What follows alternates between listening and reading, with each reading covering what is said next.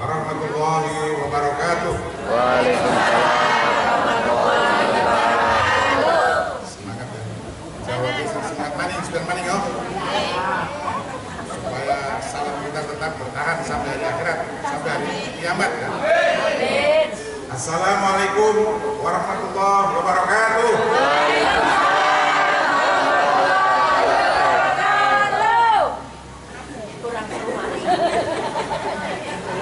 Bapak, hadirin hadirat yang saya muliakan, khususnya kepala desa kita Bapak Ahmad Ridwan. Dengan izin Allah, syukur alhamdulillah malam ini kita bisa berkumpul untuk bersama-sama kita meramaikan acara Rajaban. Sebelumnya saya ingin tanya, kalau sampai KB, ada yang bisa menjelaskan apa kuwi Rajaban secara harfiah?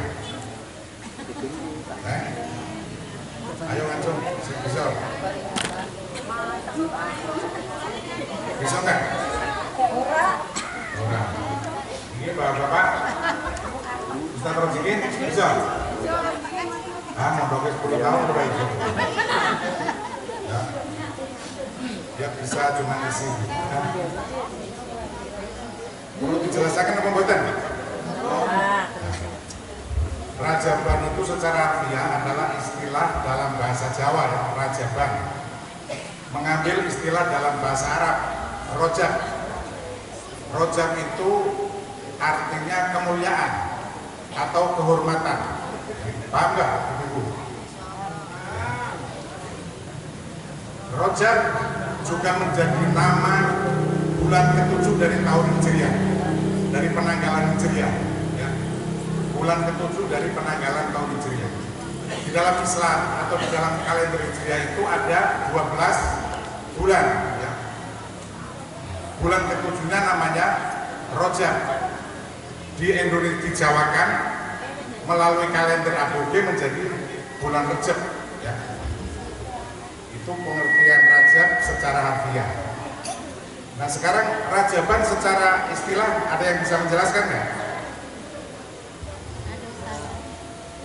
Ini bagi yang handphonean terus. Nah, Rajaban secara harfiah, secara istilah. Orang-orang handphone ya. Orang-orang. Makanya handphone kata nih, ya. Kata ini mbak, ketemu nih. Ya. Bapak, anak sini pernah. Apa itu Rajaban?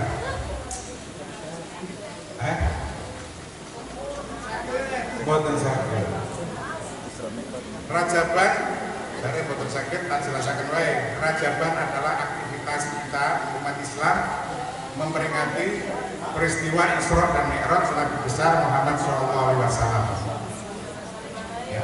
Peringatan itu kita lakukan setiap bulan Rajab tanggal 27 ya. Karena menurut catatan sejarah Isra Mi'raj itu terjadi pada tanggal 27 Rajab tahun ke-10 dari kenabian atau kerasulan Nabi Muhammad SAW. Intinya ketika Isra dan Mi'raj Nabi Muhammad SAW itu melakukan bepergian. Oleh karena itu malam ini saya akan menyampaikan tausiah dengan judul Rajaban dan bepergian. Dalam Quran bepergian disebut dengan banyak istilah. Antara lain imsu, kemudian rihlah, kemudian nafaro atau yang firu, dan juga yasiru. Saya ingin bertanya lagi nih ibu-ibu dan bapak-bapak, apa itu bepergian? Bepergian atau jalan-jalan atau apa namanya? Perjalanan apa? Ada yang bisa menjawab nggak? Bepergian itu apa? Pindah. Iya, maksudnya dijelaskan apa itu perjalanan atau bepergian? Pindah dari Apa? ke tempat lain. Bepergian, ngerti nggak? Belungan. Anak sini so, sobo karo bepergian kok wae.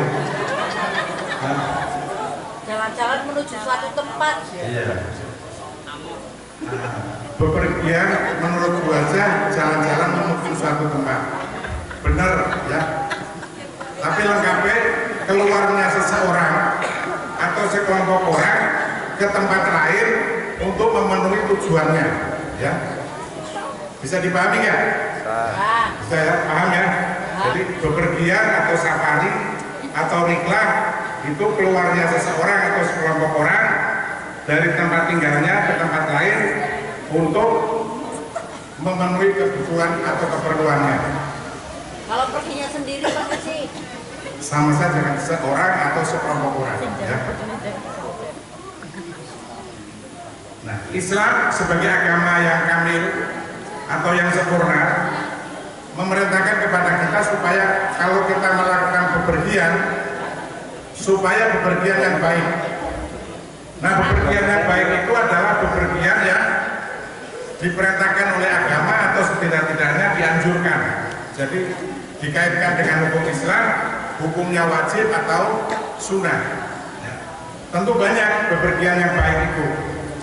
Antara lain yang pertama adalah bepergian untuk ibadah. Ya. Allah berfirman di dalam Quran surat 51 ayat 50, "Fafirru ilallah." Maka pergilah kamu menuju Allah. Ya. Bepergian menuju Allah itu yang dimaksudkan adalah beribadah, ya, karena ibadah itu adalah tujuan hidup manusia dan juga jin, ya. Wa ma khalaqtul jinna wal insa illa liya'budun. Dan tidak telah aku ciptakan jin dan manusia melainkan untuk beribadah. Quran surat 51 ayat 56. Nah, ada yang bisa menjelaskan nggak apa itu ibadah? Secara harfiah, ibadah apa? Ada yang bisa nggak? Apa itu ibadah? Apa? Ada yang bisa nggak? Nah, itu secara istilah harfiah. Ya. Jadi kalau dalam ya, ibadah itu secara harfiah berasal dari kata ibadatun, ya, dibaca ibadah. Ya, jadi kata dalam bahasa Indonesia mengambil dari kata dalam bahasa Arab ibadah. Akar katanya abadah yang butuh. Ya. Benar ya Pak Betul ya? Benar. Kok ngapur Pak Betul? Ya, ibadah artinya menyembah, mengabdi atau menyembah atau mengabdi, ya, artinya ibadah secara harfiah. Secara definisi atau secara istilah, ibadah adalah aktivitas melaksanakan seluruh perintah Allah sekaligus menjauhkan atau meninggalkan seluruh larangan Allah dengan niat semata-mata karena Allah, ya. Karena itu ibadah semua harus diniati karena Allah, ya. Sesuai dengan firman Allah dalam Quran surat Al-Bayyinah ayat 5, "Wa ma umiru illa liya'budullah mukhlishina lahu-d-dina hunafa." Dan tidak telah diperintahkan kepada manusia kecuali untuk beribadah dengan ikhlas. Ya, itulah ketentuan agama yang lurus, yaitu agama Islam. Nah, contoh beribadah, ya, bepergian untuk ibadah itu yang biasa kita lakukan adalah pergi ke masjid untuk apa? Nah, untuk sholat wajib 5 waktu. Ya. Ya. Allah berfirman di dalam Quran surat At-Taubah ayat 18, "Innama ya'muru masajidallah man amana billahi wal yaumil akhir." Sungguh orang-orang yang memakmurkan masjid-masjid Allah itu adalah orang-orang yang beriman kepada Allah dan hari akhir. Ya.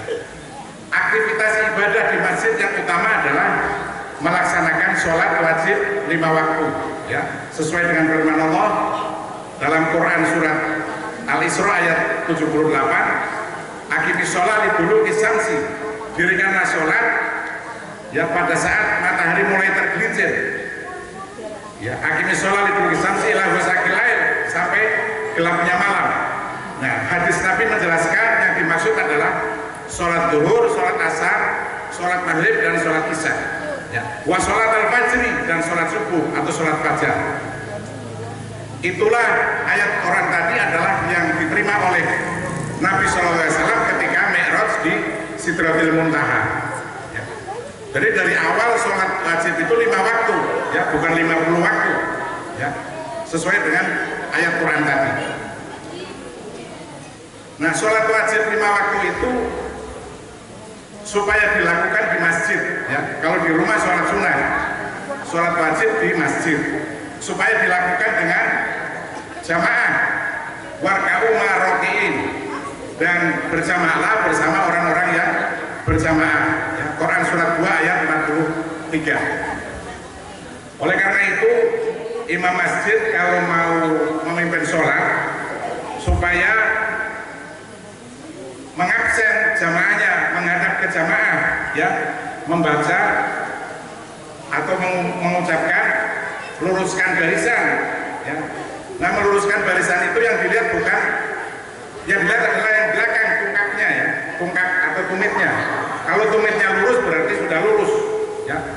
Imam kita nih Pak Sadun sama Pak Zubi, ya, jangan lupa ya kalau memimpin sholat supaya menghadap ke belakang dulu, menginformasikan kepada jamaah dengan mengatakan luruskan barisan, ya.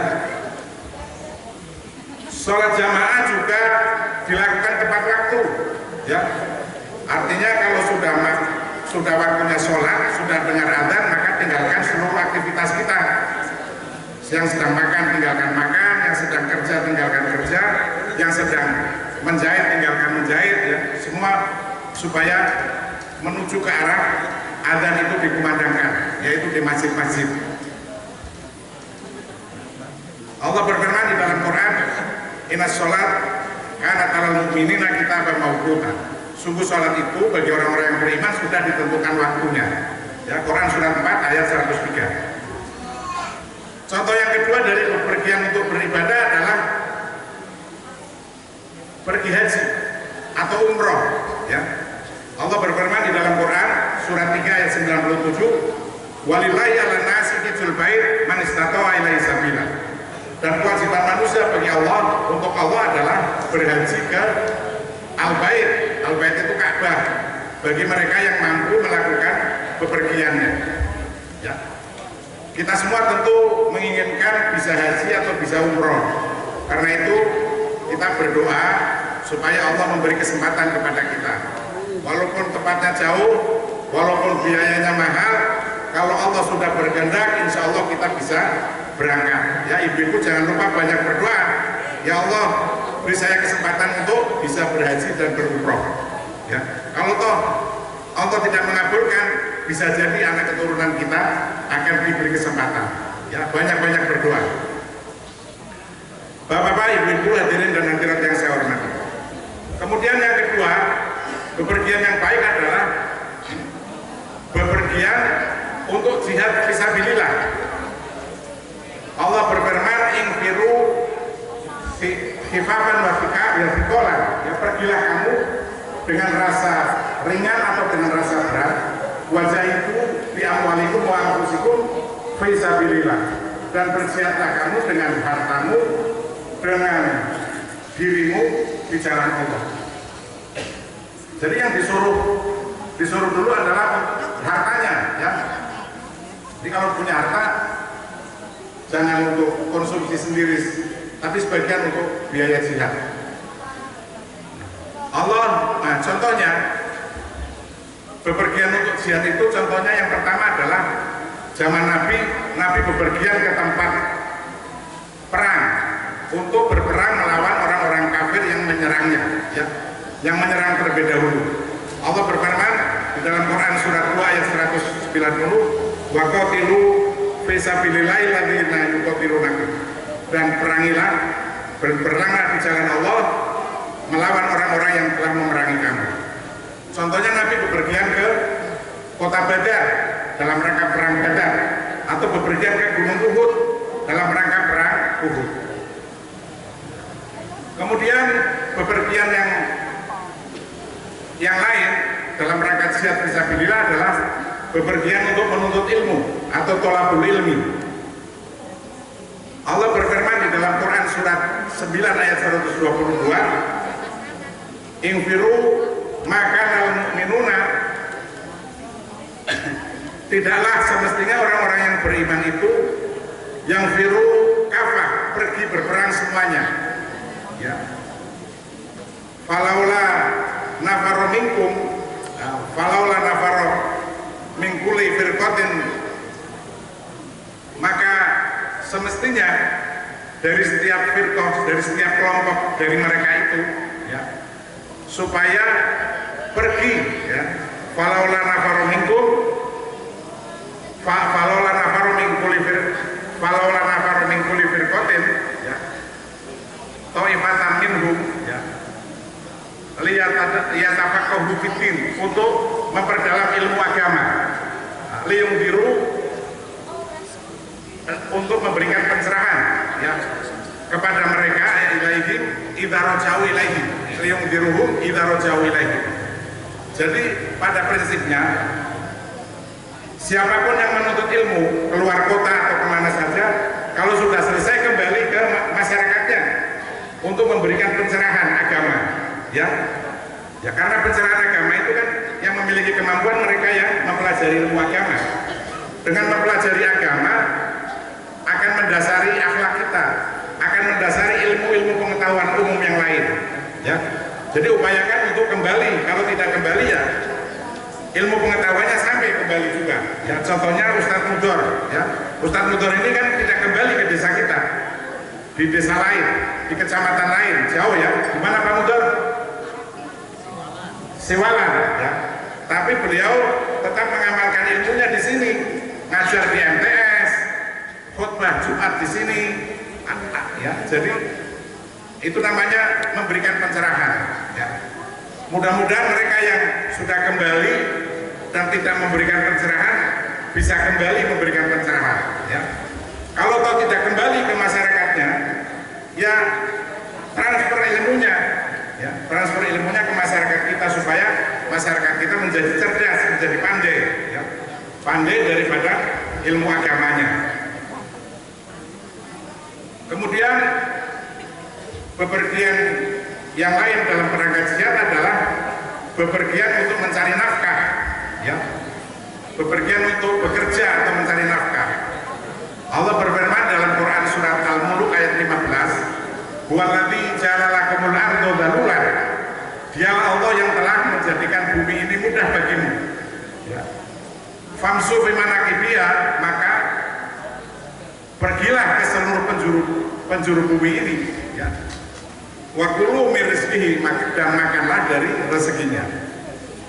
Quran memberi contoh, yaitu bepergiannya orang-orang Quraisy ke luar negeri zaman Nabi dulu.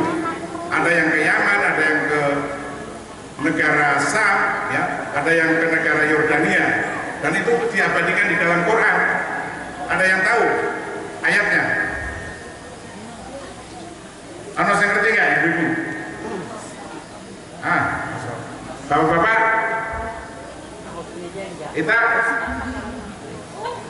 orang kan ibu-ibu hafal, kan orang ngerti, ya. Li'ila fi Quraisyin ila fihim rihlatas sita'i wassoif. Karena kebiasaan orang-orang Quraisy, ya, yaitu kebiasaan untuk rihlah, pergi keluar kota, keluar negara, berdagang, ya, di waktu musim dingin dan musim panas, ya. Mungkin di masyarakat kita juga ada yang bepergian keluar kota, berdagang ke Solo, ke Jogja dalam rangka bisnis konveksinya, ya, saat sekarang ini. Kemudian bepergian yang ketiga adalah bepergian untuk silaturahim. Allah berfirman dalam Quran surat 4 ayat 1, walarham, dan peliharalah hubungan rasa sayang. Sayang itu artinya menjaga hubungan supaya tidak ada gangguan, itu namanya rasa sayang, ya. Bahasa Qurannya rahmah, ya. Kalau orang kawin kan biasanya didoakan mudah-mudahan sakinah, mawaddah warahmah, ya. Mawaddah apa mawaddah?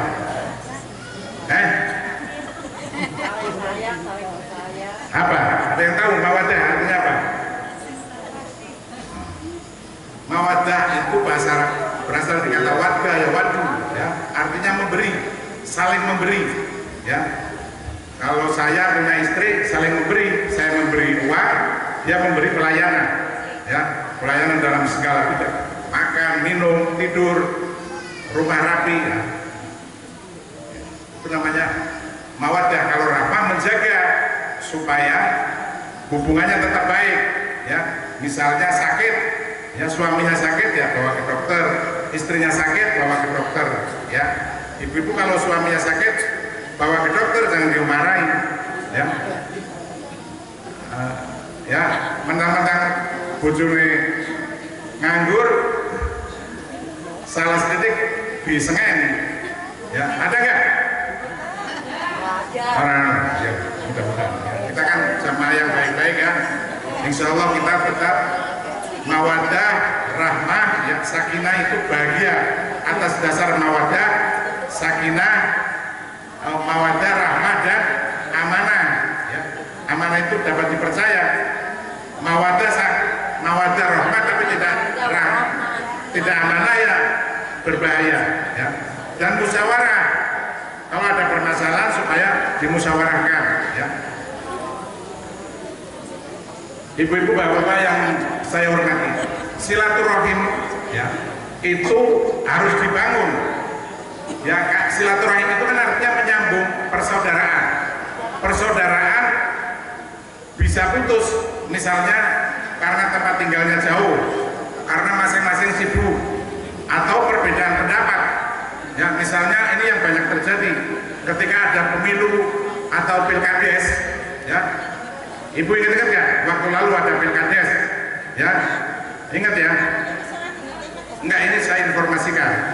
Nah, pilkades itu biasanya karena beda pilihan kita putus, ada yang putus persaudaraan, ya.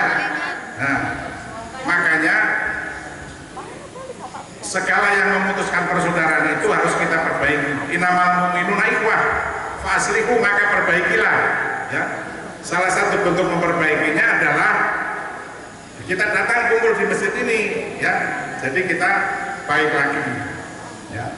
Atau kalau diundang dalam undangan hajatan, ya datang, ya.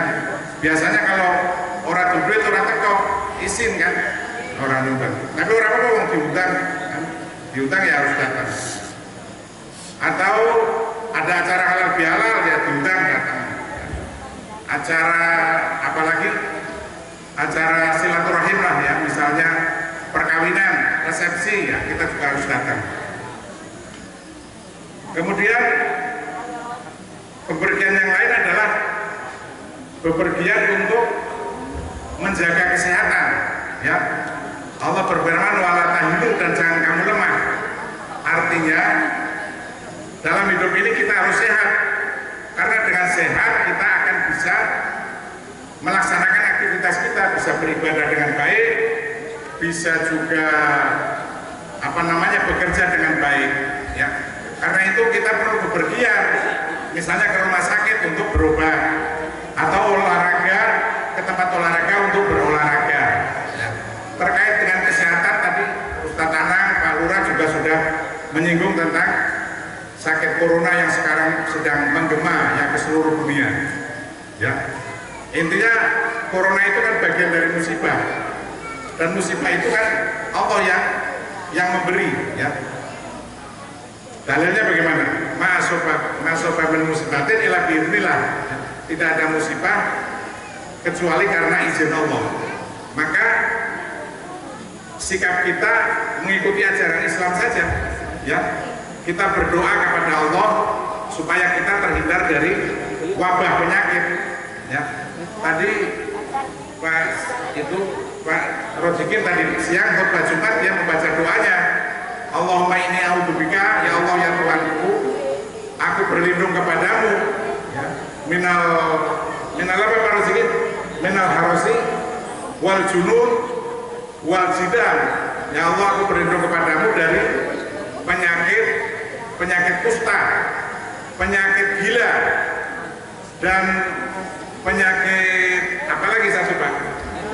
Lepra ya, kusta itu lepra ya. Oh yang satu tadi penyakit belang ya, belang, kemudian apa Pak Rosikin? Belang, gila dan kusta. Wasail askom dan seluruh penyakit yang mengerikan ya. Penyakit yang mengerikan itu biasanya datang dari wabah. Kita juga tidak usah gumun ya. Nabi sudah menginformasikan kepada kita bahwa di akhir zaman nanti akan banyak wabah yang datang, tapi umatku akan selamat. Siapa umat Nabi yang selamat? Nabi mengatakan lagi, yaitu umatku yang selalu menjaga wudhunya. Tadi Ustaz Anang juga sudah menyinggung ya, itu hadis dari Imam At-Tabrani.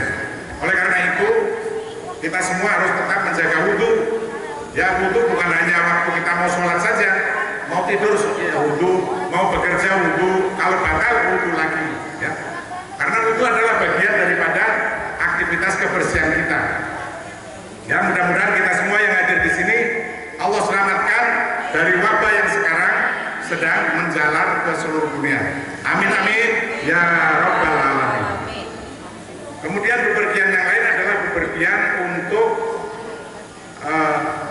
untuk hiburan ya, bepergian untuk hiburan. Allah berfirman wala tahzanu ya, Quran surat 3 ayat 139. Nah, hidup ini kan perlu hiburan. Ya, karena itu kita perlu mencari hiburan. Nah, hiburan yang utama tentu kan zikir, zikrullah. Di samping itu juga ada hiburan-hiburan fisik yang lain. Misalnya kita pergi ke tempat-tempat hiburan, misalnya di sini di pantai atau di Linggo ya, itu akan menghibur hati kita. Kemudian yang terakhir adalah bepergian ke tempat-tempat bersejarah ya. Misalnya yang jauh kita bepergian ke gua Ashabul Kahf ya, Ashabul Kahfi ya. Ashabul Kahfi itu adalah gua di mana para pemuda Islam waktu itu berlindung di gua itu atas izin Allah karena dikejar-kejar oleh penguasa dolim waktu itu ya. Begitu masuk ke gua Ashabul Kahfi kan berdoa ya. Ada yang tahu doanya nggak? Itu diabadikan Allah dalam Quran surat Al-Kahf ayat 10. Ada yang hafal nggak doanya? Doa Ashabul Kahfi itu doa minta rezeki sama Allah ya, minta rahmat kepada Allah. Ada yang hafal? 50.000 kalau yang hafal. Iki buki sing guyu-guyu bisa nggak? Sampean kok rahasia. orang rasa apa? Ustadz Mudor. Doanya piye Pak Mudor? Doa apa nih? Orang rungu. Apa Pak? Oleh tambahan honor kisah kita monggo. Iya Bura. Satu. Pantai beb. Dari Pak Haji. Aduh. Pak Mudor apal Quran pada orang. Surat Manggoliane dari. Ngulian kan pada wae karo orang Jawa. Robbana atina min ladunka rahmah. Tuhan kami karuniakan kepada kami dari sisimu rahmah ya. Rahmah itu tadi perlindungan termasuk rezeki. Robbana atina min ladunka rahmah wa hayyi lana min amrina rasyada. Baca ibu-ibu ya habis sholat ya, kalau nggak apa nanti buka Qurannya, Quran surat 18 atau Al-Kahf ayat 10 ya, ibu-ibu ya pengen soge kan? Nah itu doanya ya, doanya itu ya. Bapak-bapak pengen soge kan? Pengen? Ya, nanti doa Ashabul Kahfi itu tadi dibaca ya, insya Allah Allah memberikan rezeki. Ibu-ibu, bapak-bapak, hadirin dan hadirat yang saya hormati. Kemudian di samping bepergian yang baik, Islam juga melarang kita bepergian yang buruk, yaitu bepergian yang diharamkan atau yang dilarang ya. Contohnya yang pertama adalah bepergian dalam rangka kekafiran ya. Kafir itu artinya menutup diri beriman kepada Allah, namanya kafir.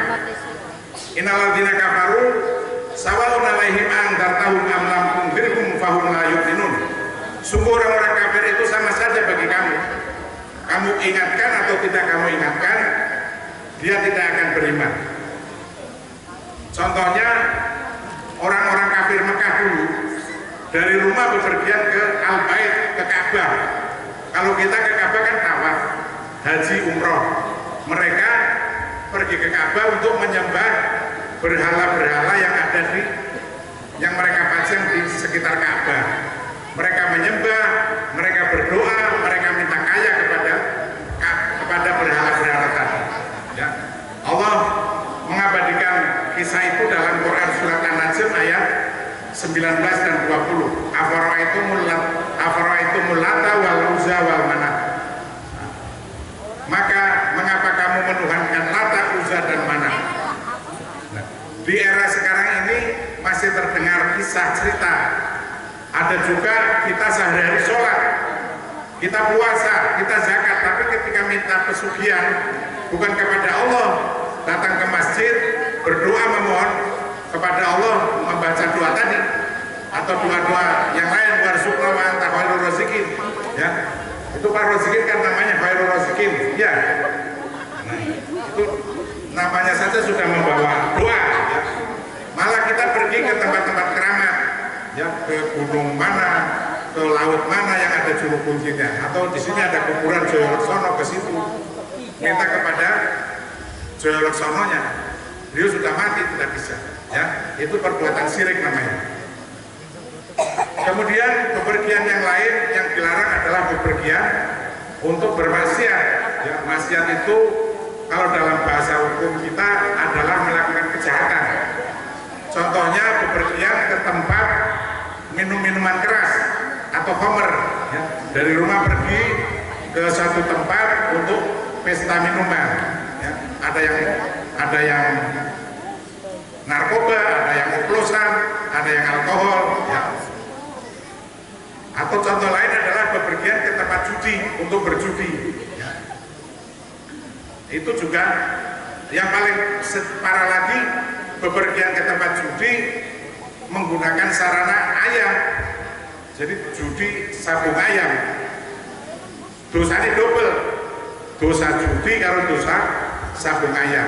Ya, mudah-mudahan masyarakat kita tidak ada yang punya hobi minum-minuman dan punya hobi sabung ayam, ya.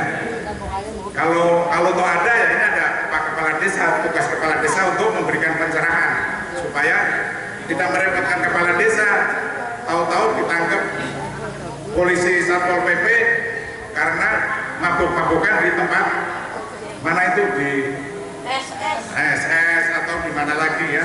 Mudah-mudahan tidak, ya. Allah berfirman di dalam Quran surat Al-Maidah ayat 90, innamal khamru wal maisir, ya, wal ansab wal azlam rijzum min amali syaitan fajtanibuhu. Sungguh khamr, ya, dan judi, kemudian memberikan sesajen dan juga mengadu nasib itu adalah perbuatan setan, maka jauhilah. Kemudian yang terakhir adalah bepergian untuk foya-foya, ya. Misalnya saya ini malam Jumat, karena saya kerja, saya dapat kocokan, uangnya tidak saya kasihkan ke istri saya bawa ke tempat karaoke. Di sana saya berkaraoke dengan pemandu karaoke atau pemandu lagu, nyewa kamar, nyanyi bareng, bukan mukribnya, bukan mahrumnya, kita nyanyi bareng. Itu kan perbuatan foya-foya, ya. Allah mengingatkan kita, alhaakumut takatsur hatta zurtumul maqabir, ya. Foya-foya itu akan melalaikan kamu dari kebaikan sampai kamu mati, sampai kamu masuk liang kubur. Ibu-ibu, bapak-bapak, hadirin dan hadirat yang saya hormati, demikian yang dapat saya sampaikan. Semoga bermanfaat, ya. Akhirul kalam, wabillahi taufik wal hidayah. Arju bikumul afwa. Wassalamualaikum warahmatullahi wabarakatuh.